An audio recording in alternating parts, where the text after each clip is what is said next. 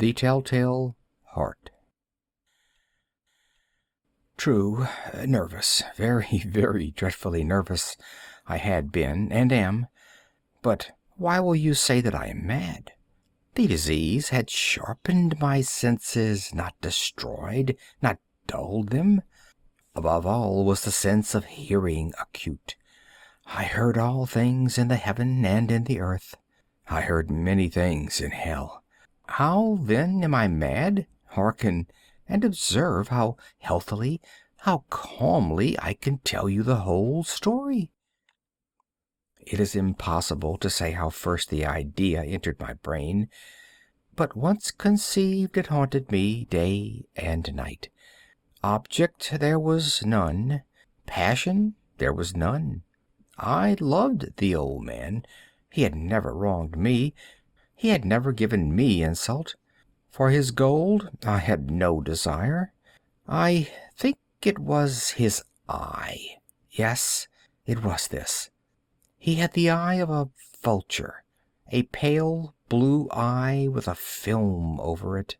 Whenever it fell upon me, my blood ran cold.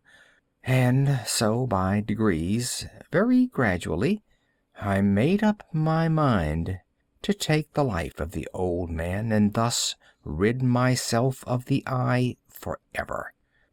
Now, this is the point. You fancy me mad. Madmen know nothing, but you should have seen me. You should have seen how wisely I proceeded, with what caution, with what foresight, with what dissimulation I went to work. I was never kinder to the old man than during the whole week before I killed him. And every night about midnight I turned the latch of his door and opened it, oh, so gently. And then, when I had made an opening sufficient for my head, I put in a dark lantern, all closed, that no light shone out, and then I thrust in my head. Oh, you would have laughed to see how cunningly I thrust it in. I moved it slowly, very, very slowly, so that I might not disturb the old man's sleep. It took me an hour to place my whole head within the opening so far that I could see him as he lay upon his bed. Ha! Would a madman have been so wise as this? And then, when my head was well in the room, I undid the lantern cautiously. Oh, so cautiously. Cautiously, for the hinges creaked. I undid it just so much that a single thin ray fell upon the vulture eye. And I did this for 7 long nights, every night, just at midnight. But I found the eye always closed, and so it was impossible to do the work. For it was not the old man who vexed me, but his evil eye. And every morning, when the day broke, I went boldly into the chamber and spoke courageously to him, calling him by name in a hearty tone, and inquiring how he had passed the night. So, you see, he would have been a very profound old man indeed to suspect that every night, just at 12, I looked in upon him while he slept. Upon the 8th night I was more than usually cautious in opening the door. A watch's minute hand moves more quickly than did mine. Never before that night had I felt the extent of my own powers, of my sagacity. I could hardly contain my feelings of triumph. To think that there I was, opening the door little by little, and he not even to dream of my secret deeds or thoughts. I fairly chuckled at the idea, and perhaps he heard me, for he moved on the bed suddenly, as if startled. Now you may think that I drew back, but no. His room was as black as pitch with a thick darkness, for the shutters were close fastened through fear of robbers, and so I knew that he could not see the opening of the door, and I kept pushing it on steadily, steadily. I had my head in and was about to open the lantern when my thumb slipped upon the tin fastening, and the old man sprang up in bed, crying out, "Who's there?" I kept quite still and said nothing. For a whole hour I did not move a muscle, and in the meantime I did not hear him lie down. He was still sitting up in the bed, listening, just as I have done night after night, hearkening to the death watches in the wall. Presently I heard a slight groan, and I knew it was the groan of mortal terror. It was not the groan of pain or of grief. Oh, no. It was the low, stifled sound that arises from the bottom of the soul when overcharged with awe. I knew the sound well. Many a night, just at midnight, when all the world slept, it has welled up from my own bosom, deepening with its dreadful echo the terrors that distracted me. I say I knew it well. I knew what the old man felt, and pitied him, although I chuckled at heart. I knew that he had been lying awake ever since the first slight noise, when he had turned in the bed. His fears had been ever since growing upon him. He had been trying to fancy them causeless, but could not. He had been saying to himself, "It is nothing but the wind in the chimney. It is only a mouse crossing the floor," or "It is merely a cricket which has made a slight chirp." Yes, he had been trying to comfort himself with these suppositions, but he had found all in vain. All in vain, because death, in approaching him, had stalked with his black shadow before him and enveloped the victim. And it was the mournful influence of the unperceived shadow that caused him to feel, although he neither saw nor heard, to feel the presence of my head within the room.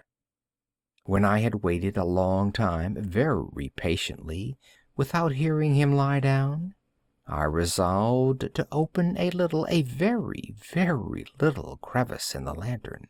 So I opened it.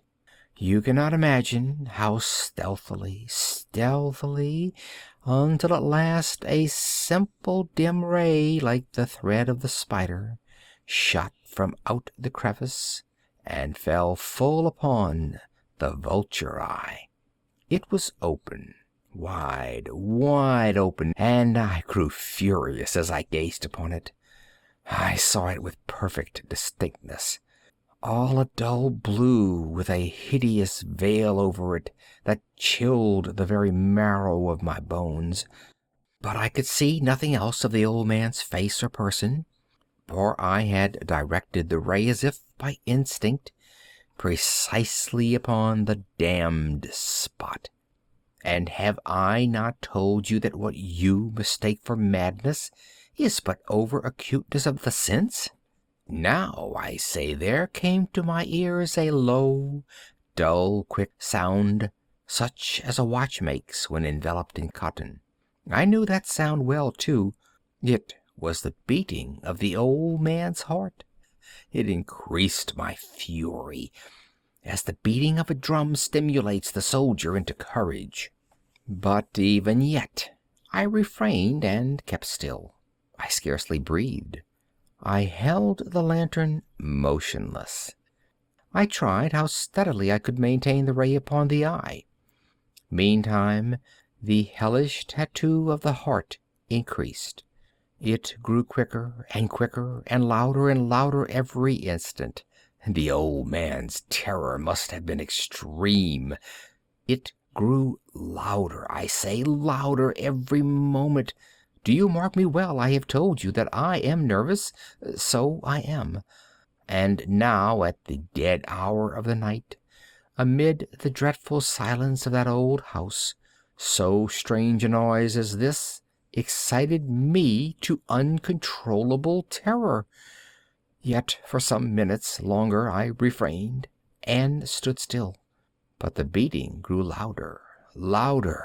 I thought the heart must burst, and now a new anxiety seized me.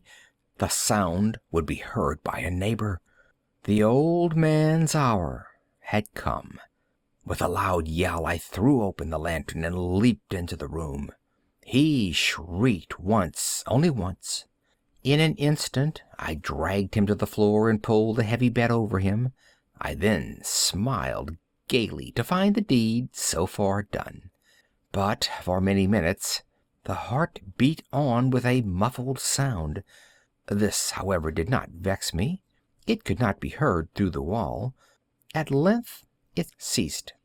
The old man was dead. I removed the bed and examined the corpse. Yes, he was stone dead.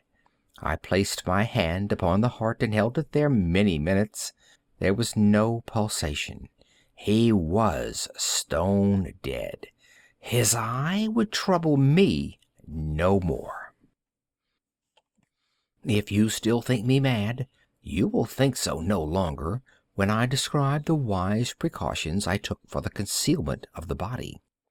The night waned, and I worked hastily, but in silence. First of all, I dismembered the corpse. I cut off the head and the arms and the legs. I then took up 3 planks from the flooring of the chamber, and deposited all between the scantlings. I then replaced the boards so cleverly, so cunningly, that no human eye, not even his, could have detected anything wrong.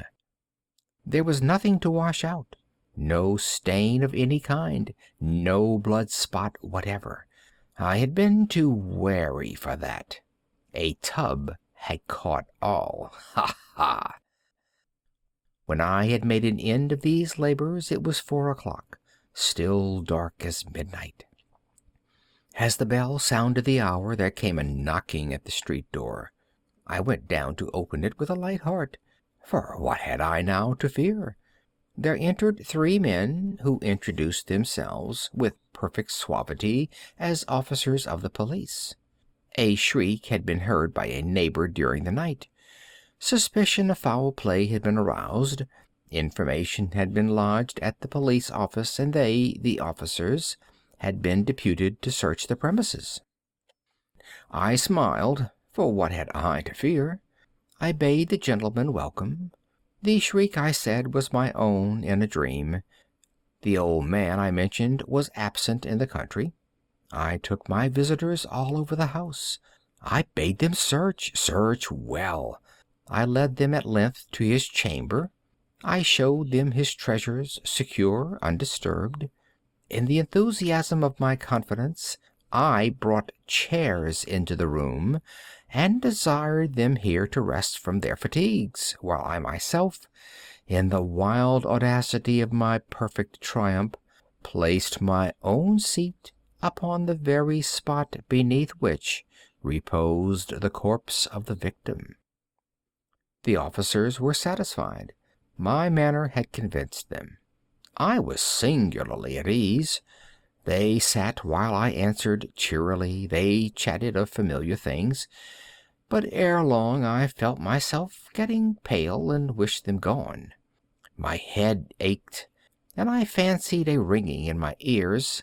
But still they sat and still chatted. The ringing became more distinct. It continued and became more distinct. I talked more freely to get rid of the feeling, but it continued and gained definiteness, until at length I found that the noise was not within my ears. No doubt I now grew very pale, but I talked more fluently and with a heightened voice. Yet the sound increased, and what could I do? It was a low, dull, quick sound, much such a sound as a watch makes when enveloped in cotton. I gasped for breath, and yet the officers heard it not.